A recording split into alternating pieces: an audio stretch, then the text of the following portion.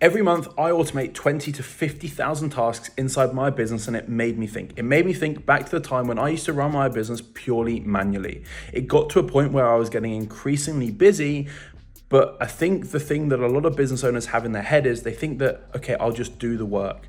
I'm going to run my own business because I'm motivated. And that was me. I used to think that, well, I've done it for this long, so I can do it for this much longer again. I don't need automations. Automations are for big companies, and I'm not at that level yet. But you see, the thing is, the thing that changed my mindset around that is when my health started to take a decline. You see, when you have leads coming at you, asking to pay you money, asking to join your product or service, it's very hard to say no. And I think especially when it's your own business, and if you've gone from working a job or not having huge amounts of money to then suddenly running a business where you've got a lot of lead flow coming in, you've got the ability to make a lot of money, it's very hard to say no. And as a result, I think a lot of business owners, when it's your own business, you just take on that workload. You accept the workload and you accept, well, okay, I'll just work a little bit longer. I'll make a little bit more money. But for me, I found that the goalpost, there was never a goalpost. There was never an end point with that. You're taking on a new client and you do the extra work. You're taking on another client and you do the extra work. And the thing that I found is I just kept burying myself until I started looking at automations and systems. I got to a point where my health took a massive decline.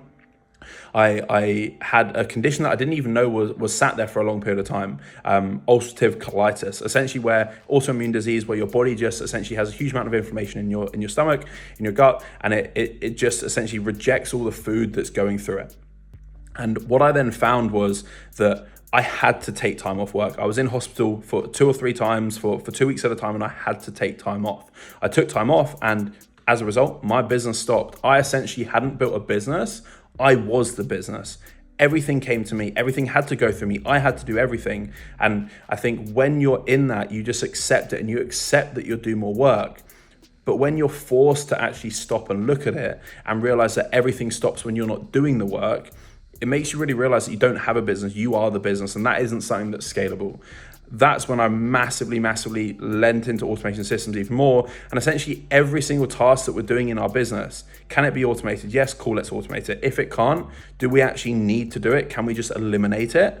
And then if we need it and we can't eliminate it, can we just create an SOP so it's ridiculously simple and we can just delegate it?